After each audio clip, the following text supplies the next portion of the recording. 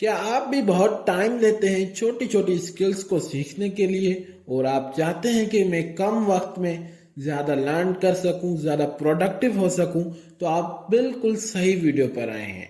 आज की वीडियो में मैं आपको कुछ ऐसी टेक्निक्स बताऊंगा जिसके ज़रिए आप कम वक्त में ज़्यादा लर्न और प्रोडक्टिव हो सकते हैं।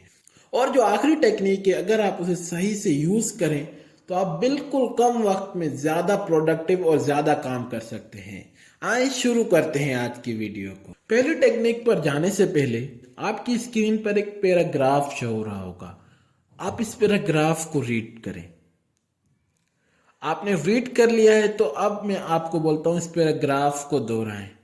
आप में से बहुत सारे लोग इस पैराग्राफ को पूरा नहीं दोहरा पाए होंगे, कुछ अटके होंगे, इस थोड़े जो उन्होंने सेंटेंस बोले होंगे उनमें उसमें भी वो अटके होंगे क्योंकि उन्होंने इस पैराग्राफ में मेन पॉइंट्स पर फोकस नहीं किया।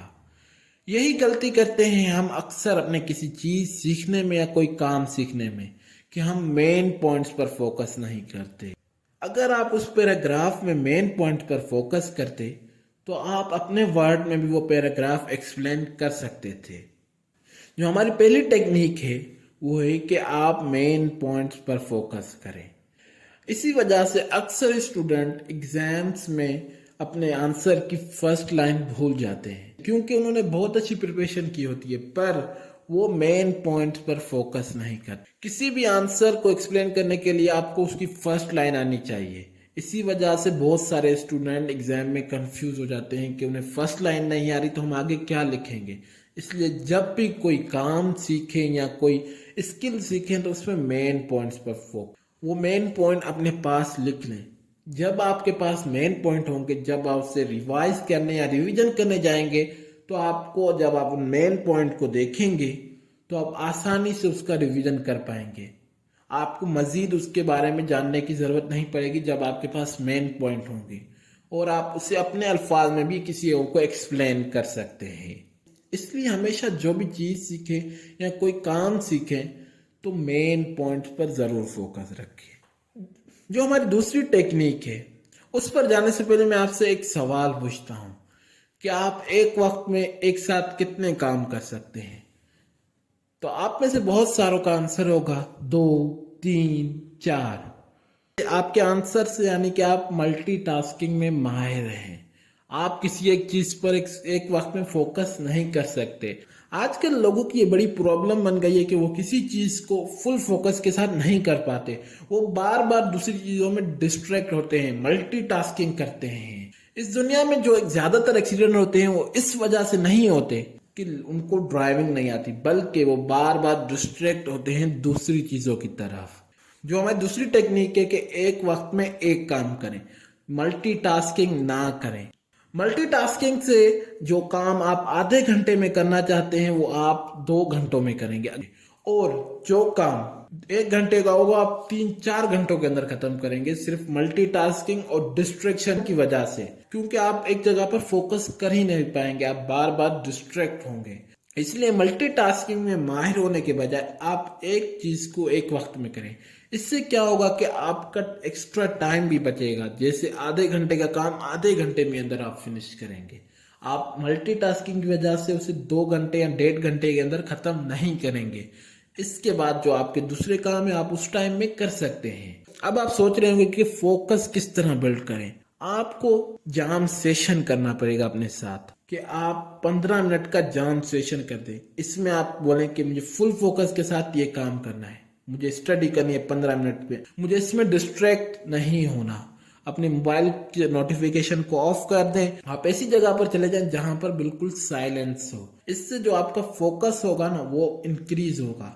फिर आहिस्ता आहिस्ता 15 मिनट से आप 20 मिनट तक जाएंगे और 20 मिनट से आप 30 मिनट तक जाएंगे। अगर आपको कम वक्त में ज्यादा काम करना है तो एक वक्त में एक काम करें। Focus on one thing at time. ज्यादा मल्टीटास्किंग की कोशिश ना करें, तब मल्टीटास्किंग आपके टाइम को बहुत ज्यादा वेस्ट करती है। तीसरी टेक्निक पर जाने से पहले मैं आपसे एक सवाल पूछता हूँ, क्या आपने कभी गौर किया है कि जब भी आप कोई एक्सरसाइज या कोई ऐसी फिजिकल गेम खेल के आते हैं जिसमें आपके बॉडी के तमाम पार्ट यूज होते हैं तो आप ज़्यादा कैपेबल नहीं होते चीज़ों को समझने के। तो आपका आंसर यस होगा। जो हमारी तीसरी टेक्निक है वो है डेली एक्सरसाइज या कोई फिजिकल गेम खेलें। ये रिसर्च से प्रूवन है, जब भी आप कोई फिजिकल गेम या एक्सरसाइज करते हैं जिसमें आपकी पूरी बॉडी इन्वॉल्व होती है, इससे जो आपकी ब्रेन की कैपेबिलिटी होती है एक्सेप्टेंस की, वो 10% से बढ़कर 70% हो जाती है। यानी कि 60 टाइम बढ़ जाती है आपकी ब्रेन की कैपेबिलिटी। इसलिए डेली 30 मिनट किसी एक्सरसाइज या फिजिकल गेम को जरूर दें। जो इससे जो आपकी ब्रेन की कैपेबिलिटी होगी वो डेली इंक्रीज होगी, आप उस टाइम में ज्यादा जल्दी सीख पाएंगे। चौथी टेक्निक पर जाने से पहले आप एक चीज सोचें, क्या आपको कोई ऐसी चीज याद है जो आपने बचपन में सीखी हो? तो आप में से बहुत सारे बच्चों का आंसर होगा कि हमें ऐसी तो कोई चीज याद नहीं है, लेकिन आपको कुछ ऐसी चीजें जरूर याद होंगी जो आपने किसी और को सिखाई होंगी। जो हमारी चौथी टेक्निक है वो है कि जब भी कोई चीज सीखे उसे किसी और को एक्सप्लेन या सिखाने की कोशिश करें। अब आप बोलेंगे कि मैं किसी और को सिखाऊंगा तो इससे मेरा क्या फायदा होगा? इससे क्या होता है कि जो आपकी ब्रेन की कैपेबिलिटी होती है 70% चांस है कि वो आपकी ब्रेन में ज्यादा टाइम तक रहेगी। ये एक रिसर्च से प्रूवन है कि अगर आप कोई चीज रीड या कोई लेक्चर सुनते हैं तो 10% चांस है कि वो आपके ब्रेन में रहेगी। अगर आप किसी और को वो चीज एक्सप्लेन करते हैं या सिखाते हैं तो 70% चांसेस है क्या वो आपके माइंड में रहेंगे। ये अक्सर होता भी है कि बहुत सारे स्टूडेंट्स को वो चीज़ याद होती है जो आप किसी और को एक्सप्लेन करते हैं। जैसे एक स्टूडेंट ने कोई ग्रामर की डेफिनेशन किसी अपने दोस्त को समझाई, तो वो जो डेफिनेशन अपने अपने दोस्त को समझाई होगी वो उसको समझ आए ना आए, पर आपके माइंड में वो काफ़ी अरसे तक रहेगी क्योंकि आपने उससे टीच किया है।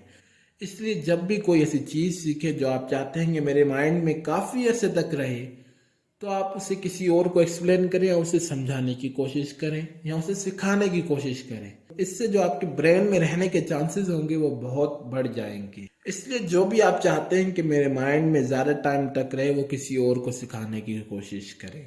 जो हमारी पांचवी टेक्निक और सबसे इम्पोर्टेंट टेक्निक, उस पर जाने से पहले क्या आपने कभी आधे घंटे के अंदर पूरी कॉपी पढ़ी है, पूरी कॉपी का रिवीजन किया है? तो आप में से बहुत सारे स्टूडेंट का आंसर होगा कि यस, हमने एग्जाम्स के आधा घंटा पहले हमने पूरी कॉपी का रिवीजन हम कर लेते हैं आधे घंटे के अंदर, क्योंकि हमें उस वक्त टाइम का पता होता है हमसे आधे घंटे के बाद वो कॉपी छिन जाएगी। इसलिए हम जल्दी जल्दी रिवीजन करते जाते हैं और वो हमें रिवीजन बहुत फायदा भी देता है। जो हमारी पांचवी टेक्निक है वो है पार्किंसन लॉ।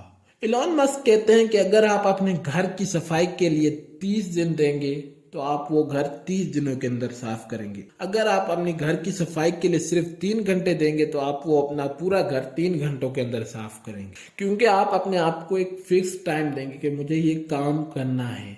इससे जो आपकी प्रोडक्टिविटी और काम करने की एबिलिटी बढ़ जाएगी कि मुझे ये काम इस टाइम में फिनिश करना है। तो आपका माइंड वो अपॉर्चुनिटीज और ज्यादा एक्टिव हो जाएगा, किस तरह मैं ये काम इतने टाइम में फिनिश कर सकूं। जब भी आप कोई काम करना चाहें जल्दी, तो इस लॉ को अप्लाई करें कि अपने आप को एक फिक्स टाइम दें कि मुझे इस टाइम में ये काम मुकम्मल करना है, कंप्लीट करना है। इससे जो आपकी प्रोडक्टिविटी होगी उसमें बहुत तेजी आएगी और आप बहुत जल्दी अपने काम फिनिश करते रहेंगे। इस टेक्निक्स को आप मुख्तलिफ अपने कामों में भी यूज कर सकते हैं, अपनी स्टडी में भी यूज कर सकते हैं। जैसे आप चाहते हैं कि मैं 5 चैप्टर का रिवीजन करूं, तो आप अपने माइंड को मैसेज दें कि ये 5 चैप्टर मुझे 2 घंटों के अंदर फिनिश करने हैं। तो जब आपके माइंड के पास वो टाइम फिक्स होगा कि मुझे इस टाइम में ख़त्म करना है, तो वो जो माइंड की पावर होगी उस चीज़ों को समझने की वो बढ़ जाएगी, क्योंकि उसे कम वक्त में ज़्यादा समझना है। इस लॉ से आपकी प्रोडक्टिविटी, आपकी लर्निंग की स्किल बहुत इम्प्रूव होगी और आप बहुत कम वक्त में ज़्यादा सीख पाएंगे, ज़्यादा प्रोडक्टिव हो सकेंगे। अगर आप इन 5 टेक्निक को सही से यूज़ करें तो आप बहुत जल्दी बहुत कुछ लर्न कर पाएंगे और बहुत ज़्यादा प्रोडक्टिव हो सकेंगे। आज की वीडियो में बस इतना ही। अगर वीडियो अच्छी लगे तो वीडियो को लाइक करें और अपने दोस्तों के साथ ज़रूर शेयर करें। आज के लिए बस इतना ही।